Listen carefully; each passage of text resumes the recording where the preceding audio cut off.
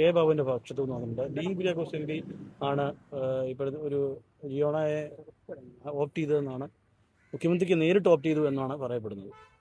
S F ഐക്കാരിയാണ് ജിയോണ എന്നും പറയപ്പെടുന്നത്. ഞാൻ ഈ വിഷയത്തിൽ എന്നോട് മുമ്പ് ചോദിച്ചിട്ടുള്ള എല്ലാ ആളുകളോടും ഞാൻ ഈ കാര്യങ്ങൾ വിശദീകരിച്ചിട്ടുണ്ട്. ഇത്തരമൊരു വിഷയം മാധ്യമങ്ങളിൽ ചർച്ച ചെയ്യേണ്ട കാര്യമുണ്ട് എന്ന് എനിക്ക് അഭിപ്രായമില്ല. പക്ഷേ ഏതായാലും ബഹുമാന്യനായ സീനിയർ നേതാവ് ബാബുചേട്ടൻ അങ്ങനെ ഒരു അഭിപ്രായം പറഞ്ഞപ്പോൾ സ്വാഭാവികമായിട്ട് ഞാൻ പ്രതികരിക്കേണ്ടി വരും എന്നുള്ളതിൽ സംശയമില്ല. അതുകൊണ്ട് ഞാൻ നിങ്ങൾ ചോദിക്കുന്ന ഏത് ചോദ്യത്തിനും മറുപടി പറയാൻ ഞാൻ തയ്യാറാണ്. ഈ വിഷയത്തിൽ ഈ ജിയോണ എന്ന് പറയുന്ന അഭിഭാഷകയെ റെക്കമെൻഡ് ചെയ്ത ഒരാൾ ഞാനാണ്, അതിനകത്ത് സംശയമൊന്നുമില്ല. ഞാൻ ബഹുമാനപ്പെട്ട മുഖ്യമന്ത്രിക്ക് അദ്ദേഹം നിയമവകുപ്പ് കൈകാര്യം ചെയ്യുന്ന മന്ത്രി എന്നുള്ള നിലയിൽ ശുപാർശ നൽകിയിട്ടുണ്ട്. പ്രത്യേകിച്ചും ഈ നിയമനം എന്ന് പറയുന്നത് ഇത് പരീക്ഷയുടെ അടിസ്ഥാനത്തിൽ നടക്കുന്ന ഒരു നിയമനമല്ലല്ലോ. സ്വാഭാവികമായും റെക്കമെൻഡേഷൻ ആവശ്യമായിട്ട് വരും. യോഗ്യതയുടെ അടിസ്ഥാനത്തിൽ സെലക്ഷനും ആവശ്യമായിട്ട് വരും. ഇതൊരു സെലക്ഷൻ പ്രോസസ്സാണ്. അപ്പോൾ അതിൻ്റെ ഭാഗമായി ഇപ്പോൾ ജനപ്രതിനിധികളായിട്ടുള്ള ഞങ്ങളെപ്പോലെയുള്ള ആളുകളുടെ മുമ്പിൽ ഒരുപാട് റെക്കമെൻഡേഷൻസ് സാധ്യതകൾ നിരവധിയാണ്. അപ്പോൾ ഈ പറയപ്പെടുന്ന വ്യക്തിയുമായി എനിക്ക് പരിചയമുള്ളതാണ്. സ്വാഭാവികമായിട്ടും ഈ പറയുന്നത് പോലെ ഒരു ശുപാർശ നൽകേണ്ടി വരുന്ന ഒരു സാഹചര്യം. അപ്പോൾ എൻ്റെ മുൻപിൽ ഞാൻ പരിശോധിക്കേണ്ടതായിട്ടുള്ള എല്ലാ മാനദണ്ഡങ്ങളും ഞാൻ പരിശോധിച്ചിട്ടുണ്ട്. ഇപ്പോൾ ബഹുമാനപ്പെട്ട മുഖ്യമന്ത്രി ആ അഭിഭാഷകയുമായി ബന്ധപ്പെട്ടുള്ള കാര്യങ്ങളെല്ലാം പറഞ്ഞിട്ടുള്ളതാണ്. എങ്ങനെ ആ ഒരു സെലക്ഷൻ പ്രോസസ്സിലേക്ക് എത്തി എന്നുള്ളതിനെ സംബന്ധിച്ച് വിശദീകരിച്ചിട്ടുണ്ട്. അതിനപ്പുറത്തൊന്നും പറയാൻ ഞാൻ ആളല്ല. പക്ഷേ ശുപാർശ നൽകിയിട്ടുള്ള വ്യക്തി എന്നുള്ള നിലയിൽ എനിക്ക് 100% ബോധ്യത്തിൻ്റെ അടിസ്ഥാനത്തിലാണ് ആ ഒരു പോസ്റ്റിൽ സ്യൂട്ടബിൾ ആയിട്ടുള്ള ഒരാളാണ് ഈ അഭിഭാഷക എന്ന് ബോധ്യപ്പെട്ടതിൻ്റെ അടിസ്ഥാനത്തിൽ തന്നെയാണ് ഞാൻ ബഹുമാനപ്പെട്ട മുഖ്യമന്ത്രിക്ക് ശുപാർശ കത്ത് നൽകിയത്. അവരുടെ പശ്ചാത്തലം നോക്കിയിട്ടില്ല എന്നൊരു വിമർശനമാണ് ഇപ്പോൾ വരുന്ന. ഒരു പഴയ SFI ബാക്ക്ഗ്രൗണ്ട് ഉള്ള ആളാണ് എന്നാണ് പറയപ്പെടുന്നത്. ആ വിഷയത്തെക്കുറിച്ച് സംസാരിക്കുമ്പോൾ കുറച്ചുകൂടി വിശദീകരിക്കേണ്ടതായിട്ട് വരും. എന്തുകൊണ്ടെന്നാൽ നമ്മുടെ മുൻപിൽ ഇപ്പോൾ ഒരു കാര്യം വരുമ്പോൾ, ഇപ്പോൾ നിങ്ങൾ പറഞ്ഞിട്ടുള്ള, നിങ്ങളല്ലെങ്കിൽ ചോദിക്കുന്ന ചോദ്യം മുൻകാലഘട്ടത്തിൽ SFI ആണോ KSU ആണോ എന്നുള്ളതാണ്. ഇപ്പോൾ എന്നെ സംബന്ധിച്ചിടത്തോളം അവർ അഭിഭാഷക എന്നുള്ള നിലയിൽ ഞാൻ പരിചയപ്പെടുന്നു. അവർ എൻ്റെ അടുക്കൽ വരുമ്പോൾ അവരേത് സംഘടനയിൽ പ്രവർത്തിക്കുന്നു, അവരുടെ ബാക്ക്ഗ്രൗണ്ട് എന്താണ് എന്നാണ് ഞാൻ അന്വേഷിക്കേണ്ടത്. എനിക്ക് 100% ബോധ്യപ്പെട്ടു അവർ ഇന്ത്യൻ ലോയേഴ്സ് കോൺഗ്രസ് എന്ന് പറയുന്നത് കോൺഗ്രസ് പാർട്ടിയുടെ ഔദ്യോഗികമായിട്ടുള്ള അഭിഭാഷകരുടെ സംഘടനയാണ്. ആ സംഘടനയിൽ 2022 മുതൽ ആക്റ്റീവ് മെമ്പറായി പ്രവർത്തിക്കുന്ന വ്യക്തിയാണ് അവർ. അത് 100% എനിക്ക് ബോധ്യമുണ്ട്, ഞാൻ ബോധ്യപ്പെട്ടു. മാത്രമല്ല അതിനെ സംബന്ധിച്ച് ഇനി കൂടുതൽ ചർച്ച ആവശ്യമുണ്ടെങ്കിൽ എനിക്കറിയത്തില്ല. ഏതായാലും ആ കാര്യത്തിൽ ബഹുമാനപ്പെട്ട മുഖ്യമന്ത്രിയും കാര്യങ്ങൾ വിശദീകരിച്ചിട്ടുണ്ട്. അപ്പോൾ ലോയേഴ്സ് കോൺഗ്രസിൻ്റെ ഔദ്യോഗിക അംഗമായിട്ടുള്ള ഒരു അഭിഭാഷകയെ റെക്കമെൻഡ് ചെയ്യുന്നതിൽ എന്ത് തെറ്റാണുള്ളത്? പിന്നെ മുൻകാലഘട്ടങ്ങളിൽ അവർ ഇനി SFI ആണോ KSU ആണോ എന്നൊക്കെ ചോദിച്ചു കഴിഞ്ഞാൽ അവർ എന്തു ആയിക്കൊള്ളട്ടെ എന്നുള്ളതാണ് എൻ്റെ അഭിപ്രായം. കാരണം അവർ 2022 മുതൽ പിണറായി വിജയൻ കേരളത്തിൻ്റെ മുഖ്യമന്ത്രിയായി കേരളം അടക്കി ഭരിച്ചുകൊണ്ടിരുന്ന സമയത്ത് ഇന്ത്യൻ ലോയേഴ്സ് കോൺഗ്രസിൽ അംഗമായി ഒരു അഭിഭാഷക പ്രവർത്തിക്കുന്നു എന്ന് പറഞ്ഞാൽ അതൊരു അയോഗ്യതയായി എനിക്ക് തോന്നുന്നില്ല. അതൊരു അയോഗ്യതയാണോ? എനിക്കറിയത്തില്ല. അത് ഈ കാര്യത്തിൽ അത് അവരുടെ വിലയിരുത്തലാണെന്നേ. ഞാൻ അങ്ങനെയൊന്നും പറയുന്നില്ല. അത് അവരുടെ വിലയിരുത്തലാണ്. പക്ഷെ അത് ആ വിധത്തിൽ അങ്ങനെ ആയിരുന്നില്ല അദ്ദേഹം പ്രതികരിക്കേണ്ടിയിരുന്നു എന്നുള്ളതാണ് ഞാൻ പറഞ്ഞത്. സംസ്ഥാന പ്രസിഡന്റ് ഇപ്പോഴും ആ നിലപാടിൽ ഉറച്ചു നിൽക്കുകയാണ്. സർക്കാരിനും മുഖ്യമന്ത്രിക്കും വീഴ്ച സംഭവിച്ചു എന്നാണ് അദ്ദേഹം ആവർത്തിക്കുന്നത്. ഞാൻ അലോഷ്യസിനെ കുറിച്ച് പ്രതികരിക്കാനല്ല നിൽക്കുന്നത്. ബാബുചേട്ടനോട് ഞാൻ സംസാരിച്ചതാണ്. ഞാൻ എന്നെ ഫോണിൽ വിളിച്ച് ഈ കാര്യങ്ങൾ, ഞാനിത് ഒളിച്ചു വെച്ചൊന്നുമല്ല. നിങ്ങൾ ജയനാണ് എന്നെ ആദ്യം വിളിച്ചത്. അല്ല പറയട്ടെ, ജയൻ എന്നെ വിളിച്ചു. ഞാൻ ജയനോട് എന്താ പറഞ്ഞത്? എനിക്കൊരു മുടക്കമില്ല, എനിക്കൊരു ഒളിച്ചുകളിയില്ല ഈ കാര്യത്തിൽ. ഞാനിത് പറയാനുള്ള ആരോട് വേണമെങ്കിലും പറയാൻ തയ്യാറാണ്.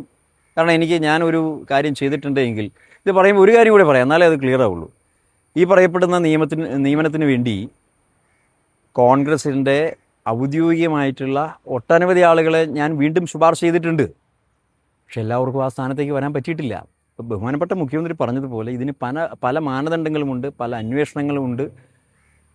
പാർട്ടിക്കാരനായി പോയി എന്നതിൻ്റെ പേരിൽ മാത്രം ഒരാൾക്കൊരു പക്ഷേ ഈ സ്ഥാനത്തേക്ക് വന്നുകൊള്ളണമെന്നില്ല. ഇതൊക്കെ മുഖ്യമന്ത്രി വിശദീകരിച്ച കാര്യങ്ങളൊക്കെ തന്നെയാണ്. എന്തുകൊണ്ടാണ്? അപ്പോൾ അതിൻ്റേതായ ഒരു പശ്ചാത്തലമുണ്ട് എന്നുള്ളതുകൊണ്ടാണ്.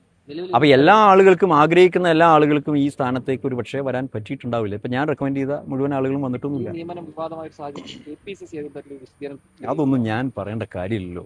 അങ്ങയുടെ വല്ലതും തേടി? അല്ലല്ല, ഞാനിപ്പോൾ എന്തുകൊണ്ടാണ് പ്രതികരിക്കുന്നത്? കെ ബാബു ചേട്ടൻ എൻ്റെ പേര് അതിലേക്ക് വലിച്ചടിച്ചതുകൊണ്ട്, അദ്ദേഹം അത് പൊതുമധ്യത്തിൽ പറഞ്ഞതുകൊണ്ട് മാധ്യമങ്ങളോട് ഞാൻ വിശദീകരിക്കുന്നു. അല്ലെങ്കിൽ ഞാൻ മാധ്യമങ്ങളുടെ മുമ്പിലൊന്നും വരാത്ത ആളാണ്. അല്ല, എനിക്ക് ആവശ്യമില്ലാതെ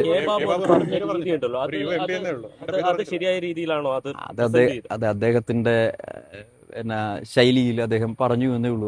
അതും വലിയ വിവാദമാക്കേണ്ട കാര്യമൊന്നുമില്ല. ഏതായാലും അദ്ദേഹം വിളിച്ചു കിട്ടില്ലാതെ പറഞ്ഞു. ഞാൻ അദ്ദേഹത്തോട് സംസാരിച്ചാണ്, ഫോണിൽ സംസാരിച്ചു. അദ്ദേഹം എന്നെ വിളിച്ചു, ഫോണിൽ വിളിച്ചു. അല്ല, അദ്ദേഹം അല്ല പറഞ്ഞത്. അദ്ദേഹം പറഞ്ഞത് ഷാഫി പറമ്പിലും അദ്ദേഹം ആ പേര് കൂടി അങ്ങ് പറഞ്ഞാൽ മതിയായിരുന്നു.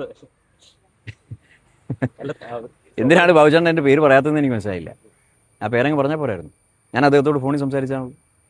അദ്ദേഹമാണ് എന്നെ ഒരു ദിവസം വിളിച്ചു, ഇത് അന്വേഷിച്ച് കഴിഞ്ഞപ്പോൾ ഞാൻ ഇതെല്ലാം വിശദീകരിച്ചതാണ്. ഒന്നും ഞാൻ മാറ്റി വെച്ചിട്ടില്ല, അടച്ചു വെച്ചിട്ടില്ല. ലോയേഴ്സ് കോൺഗ്രസ് എന്ന് പറയുന്ന ഒരു സംഘടന കോൺഗ്രസ് പാർട്ടിയുടെ ഔദ്യോഗിക പ്ലാറ്റ്ഫോമിൽ നിൽക്കുമ്പോൾ നമ്മൾ എന്തിനാണ് അവരെ തള്ളി പറയുന്നത്? ലോയേഴ്സ് കോൺഗ്രസിൻ്റെ സംസ്ഥാന കമ്മിറ്റിയുടെ ശുപാർശയുണ്ട് ഈ അഭിഭാഷകയ്ക്ക് വേണ്ടി. നമ്മളെന്തിനാണ് അവരെ എന്നാൽ പിന്നെ ആ സംഘടനയ്ക്ക് പിരിച്ചുവിട്ടാൽ പോരെ?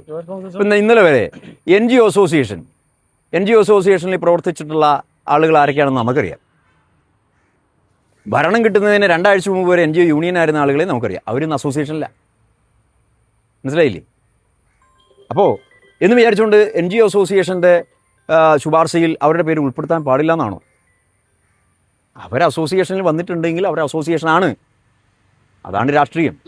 അപ്പോൾ അതുകൊണ്ട് ഞാൻ ഈ പറയപ്പെടുന്ന അഭിഭാഷക മുൻകാലഘട്ടങ്ങളിൽ എന്താണ് എന്നുള്ളത് ഞാൻ കണക്കിലെടുക്കുന്നില്ല. അവരിപ്പോൾ ലോയേഴ്സ് കോൺഗ്രസ് അങ്ങനെ എന്തിനാന്ന് അതല്ലേ പറഞ്ഞത്? അവർ ലോയേഴ്സ് കോൺഗ്രസിൽ എന്താണ് ഇന്ത്യൻ നാഷണൽ കോൺഗ്രസും ഐക്യ ജനാധിപത്യ മുന്നണിയും പ്രതിപക്ഷത്തായിരിക്കുമ്പോൾ പ്രവർത്തിച്ച ആളാണ്.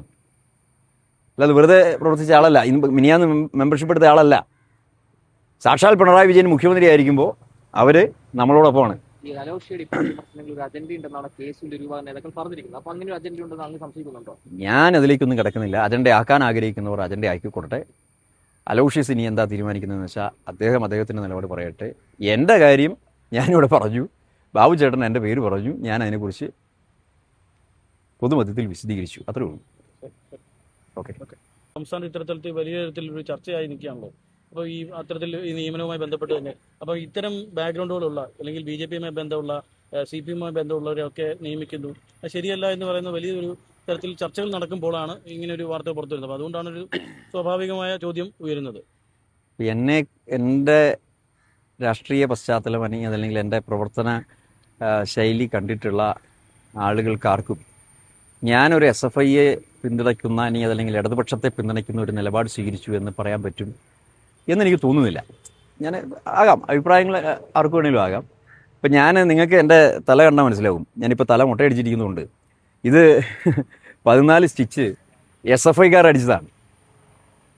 മനസ്സിലായില്ലേ? ഞാൻ KSU സംഘടനാ പ്രവർത്തന രംഗത്ത് നിൽക്കുമ്പോൾ SFIക്കാർ ക്രിക്കറ്റ് ബാറ്റും ക്രിക്കറ്റ് സ്റ്റമ്പും വെച്ച് എന്നെ അടിച്ച് എന്നെ മർദ്ദിക്കുന്നത് കണ്ട ആളുകൾ പറഞ്ഞ് ഞാൻ മരിച്ചുപോയി എന്ന് വിചാരിച്ചു എന്നാണ്.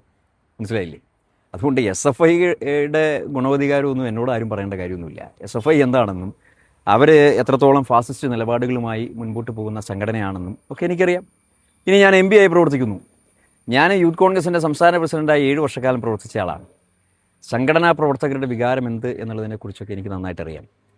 നിങ്ങൾ ഇപ്പോഴും ഗൂഗിൾ സെർച്ച് ചെയ്ത് നോക്കൂ. ഇന്ത്യ രാജ്യത്ത് ഏറ്റവും കൂടുതൽ കേസിൽ പ്രതിയായിട്ടുള്ള MP ആരാണ്? നിങ്ങൾ നോക്ക്.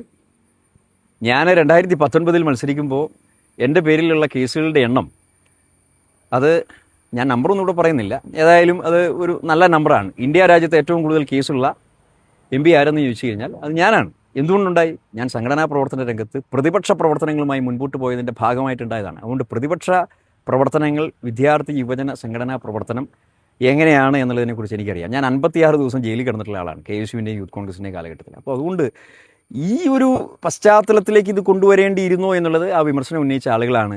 അത് ഞാൻ പറയാം. ഞാൻ പറയട്ടെ. ലോയേഴ്സ് കോൺഗ്രസിന്റെ പരമാവധി അല്ലെങ്കിൽ അതിൽ പ്രവർത്തിക്കുന്നു. ജിയോണ 2022 മുതൽ പ്രവർത്തിക്കുന്നു. പക്ഷെ അവിടെ മുൻ രാഷ്ട്രീയം പറഞ്ഞിങ്ങനെ വിമർശനം നടത്തുന്നത് ഒരു മുൻവിചാരമില്ലാത്ത പ്രതികരണമായിപ്പോയി നമുക്ക് തോന്നുന്നുണ്ടോ? നമ്മൾ ഏത് കാലഘട്ടത്തിലാണ് ജീവിക്കുന്നത്? ഞാൻ പറഞ്ഞു വരുന്നത്, ഇപ്പം ഞാൻ പറഞ്ഞു വെച്ചത് എന്തെന്ന് വെച്ചാൽ, ഞാൻ 2013 യൂത്ത് കോൺഗ്രസിൻ്റെ പ്രസിഡന്റ് ആകുന്നത്. ബഹുമാനപ്പെട്ട മുഖ്യമന്ത്രി ശ്രീ ഉമ്മൻചാണ്ടി സാറാണ്. മനസ്സിലായില്ലേ? അപ്പോൾ പിന്നീട് പ്രതിപക്ഷത്തേക്ക് വരുന്നത് 2016-ലാണ്. 2019 വരെയും ഞാൻ ആ സ്ഥാനത്തുണ്ട്. അപ്പോൾ ഭരണപക്ഷത്ത് നിൽക്കുമ്പോഴും പ്രതിപക്ഷത്ത് നിൽക്കുമ്പോഴും യുവജന വിദ്യാർത്ഥി സംഘടനാ പ്രവർത്തനം ഏത് രീതിയിലാകണം എന്നുള്ളതിനെക്കുറിച്ച് എനിക്ക് കാഴ്ചപ്പാടുണ്ട് എന്ന് പറയാൻ വേണ്ടിയിട്ടാണ് ഞാനിത് പറഞ്ഞു വെച്ചത്. ഇപ്പോൾ ഈ പറയപ്പെടുന്ന കാര്യത്തിൽ ഇപ്പോൾ മുഖ്യമന്ത്രി കോൺഗ്രസ് പാർട്ടിയുടെ മുഖ്യമന്ത്രിയാണ്. അപ്പോൾ അദ്ദേഹത്തോടൊരു അഭിപ്രായം തേടിയിരുന്നുവെങ്കിൽ ഒരു പക്ഷേ ഇങ്ങനെ ഒരു വിവാദം ഉണ്ടാകുമായിരുന്നില്ലല്ലോ. ഇതേ പൊസിഷനിൽ സംസ്ഥാന അധ്യക്ഷ പദവിയിൽ ഇരുന്ന ഒരാളെന്നുള്ള നിലയിൽ ഞാനായിരുന്നെങ്കിൽ ഇങ്ങനെ ആയിരിക്കുമായിരുന്നില്ല. അത്രയും ഞാൻ പറഞ്ഞു വയ്ക്കുന്നു. അതിനപ്പുറത്തേക്ക് പറയാൻ ഞാൻ ആളല്ല. ഓരോ ആളുകൾക്കും ഓരോ ശൈലിയുണ്ട്. ഇപ്പം ഞാനായിരുന്നെങ്കിൽ ഇങ്ങനെ ആകുമായിരുന്നില്ല. എന്നെ അറിയാവുന്ന ആളുകൾക്കും അതറിയാം. അതിപ്പോൾ ആര് മുഖ്യമന്ത്രി എന്നുള്ളതല്ല. കോൺഗ്രസ് പാർട്ടിയുടെ മുഖ്യമന്ത്രിയാണ് എങ്കിൽ ഞാനായിരുന്നെങ്കിൽ ഇങ്ങനെ ആകുമായിരുന്നില്ല. അതവിടെ അവസാനിച്ചു. രണ്ടാമതായി ഞാൻ നിങ്ങളോട് ചോദിക്കാൻ ഉദ്ദേശിക്കുന്ന ഒരു കാര്യം, ഞാൻ ചോദിക്കട്ടെ, അങ്ങനെയാണെങ്കിൽ ഇന്നലെ വരെ BJPയുടെ സംസ്ഥാന നേതാവായിരുന്നു സന്ദീപ് വാര്യർ. കോൺഗ്രസ് പാർട്ടിയുടെ MLA അല്ലേ? അദ്ദേഹം എത്ര നാൾ മുമ്പാണ് കോൺഗ്രസ് പാർട്ടി ചേർന്നതെന്ന് ആർക്കെങ്കിലും ചോദിക്കാൻ പറ്റുമോ? അതിനെന്തെങ്കിലും തെറ്റുണ്ടോ? ഒരു തെറ്റുമില്ലല്ലോ. ഒരു തെറ്റുമില്ല. സന്ദീപ് വാര്യർ കോൺഗ്രസ് ആയതിലും കോൺഗ്രസ് പാർട്ടിയുടെ MLA ആയതിലും ഒരു തെറ്റുമില്ല. അദ്ദേഹം കോൺഗ്രസ് ഐഡിയോളജിയിൽ വിശ്വസിക്കുന്നു. അദ്ദേഹം ഈ പാർട്ടിയുടെ MLA ആണിന്ന്. അല്ലേ പറയട്ടെ എന്ന് പറഞ്ഞതുപോലെ എത്ര ആളുകൾ ഇപ്പോൾ MLA-മാരാണ് ഇടതുപക്ഷത്ത് പ്രവർത്തിച്ച ആളുകൾ. അതിലൊന്നും ഒരു തെറ്റുമില്ല. രണ്ടാമത്തെ കാര്യം, ഇനി ഈ പറയപ്പെടുന്നത് പോലെ ഏതെങ്കിലും ഒരാൾ, ഇനി ഇപ്പോൾ ഗവൺമെൻറ് ലീഡർ തന്നെ എടുത്തു, എനിക്കെതിരെ, ഞാനിത് ഒരു ഇതിലേക്കൊന്നും കിടക്കുന്നില്ല, എനിക്കെതിരെ തെരഞ്ഞെടുപ്പിൽ പ്രവർത്തിച്ച ആളുകൾ പോലും മറ്റു പല കക്ഷികളുടെയും ശുപാർശയുടെ അടിസ്ഥാനത്തിൽ ലീഡർമാരായിട്ടുണ്ട്. മനസ്സിലായില്ലേ? അപ്പം ഇതൊക്കെ, പക്ഷെ അതിന് ഞാൻ കുറ്റം പറയുന്നില്ല. അവർ ഇപ്പോൾ UDF ചേരിയിലാണ്, UDF ചേരിയിൽ നിൽക്കുന്നു, UDF ചേരിയിൽ പ്രവർത്തിക്കുന്നു എന്ന് പറഞ്ഞാൽ നമ്മളവരെ അക്സെപ്റ്റ് ചെയ്യണം. ഞാൻ അതല്ലേ ആദ്യം പറഞ്ഞു, 2022 പിണറായി വിജയൻ കേരളം അടക്കി ഭരിക്കുമ്പോൾ ലോയേഴ്സ് കോൺഗ്രസിൻ്റെ മെമ്പറായി അവർ പ്രവർത്തിച്ചിട്ടുണ്ട് എന്നുള്ളതിൻ്റെ തെളിവുണ്ടെങ്കിൽ പിന്നെ എന്തിനു വിമർശിക്കണം? ആ ചോദ്യം